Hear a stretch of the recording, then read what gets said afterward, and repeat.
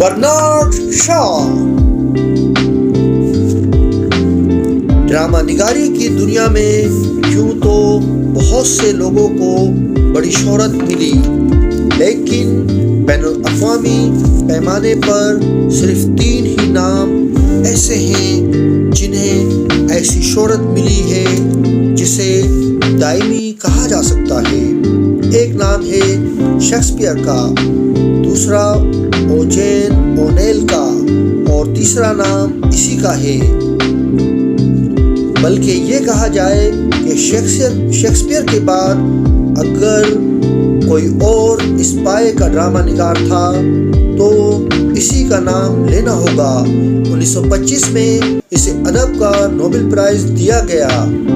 یہ ٹھیک ہے اسے بر صغیر میں پوری طرح پڑھا گیا ہو یا نہیں، لیکن اسے پڑھے لکھے لوگ جانتے ہیں، خوب اچھی طرح جانا پہچانا جاتا ہے۔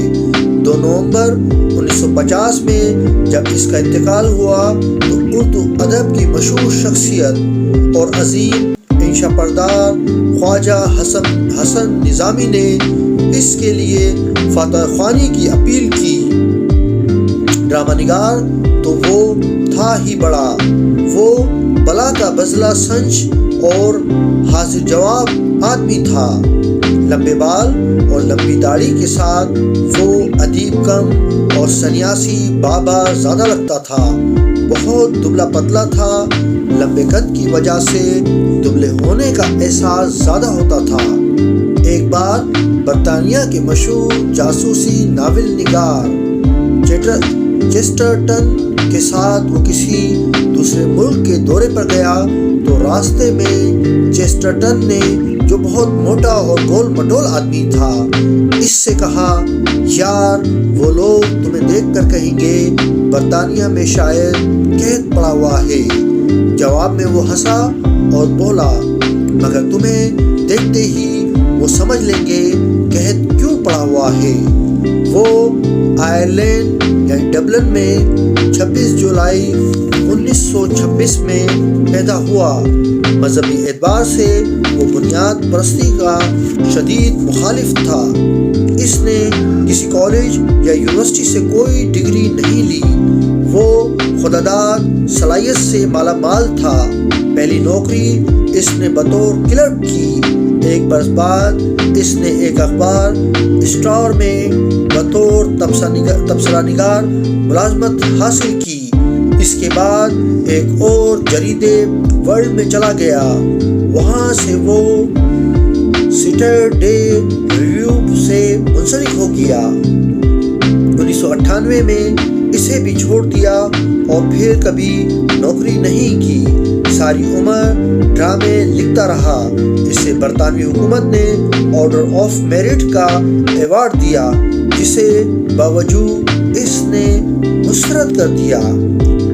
اپنے وقت کی سربراہ شخصیات سے اس کے تعلقات تھے اور ان سے اس کی نوک جھوک چلتی رہتی تھی۔ یہ بات دلچسپ ہے، وہ خود کہا کرتا تھا کہ وہ شیکسپیئر سے بڑا ڈرامہ نگار ہے۔ دنیا کی بہت سی زبانوں میں اس کے اہم ڈرامے ترجمہ ہو چکے ہیں۔ انہیں ملکوں اسٹیج کیا جاتا تھا۔ ان میں ایک ڈرامہ تھا مسٹر وارن پروفیشن، جس میں بہت ہنگامہ ہوا۔ اس کے ایک اور ڈرامے دا ڈاکٹرز ڈاگما پر انگلستان کے ڈاکٹر اس قدر برہم ہوئے، انہوں نے قرارداد منظور کرائی کہ اس کا علاج کوئی ڈاکٹر نہیں کرے گا۔ ایک دلچسپ بات ہے، وہ اپنے ڈراموں کا مقدمہ بہت طویل لکھا کرتا تھا۔ اس کے کچھ ڈرامے ایسے ہیں جن کا مقدمہ ڈرامے سے بھی طویل ہے۔ انسانوں اور انسانی علوم کے بارے میں اس کا مطالعہ اور مشاہدہ غضب کا تھا۔ موسیقی، ڈرامے، فلسفے، بائیولوجی پر اسے قدرت حاصل تھی۔ ڈرامہ نگاری نے اسے اتنی شہرت دی کہ اس کے فن کے کئی دوسرے پہلو دھندلے ہو گئے، ورنہ وہ موسیقی کا بہت عمدہ نقاد بھی تھا۔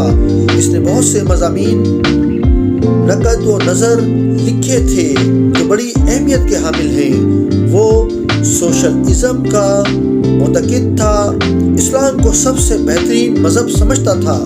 تاہم جب اس سے پوچھا گیا کہ پھر وہ مسلمان کیوں نہیں ہو جاتا، اس نے کہا بلا شبہ اسلام بہترین مذہب ہے مگر مسلمان بدترین لوگ ہیں۔ مقصد یہ بتانا تھا کہ اس مذہب کے پیروکاروں نے اپنے مذہب پر عمل نہیں کیا۔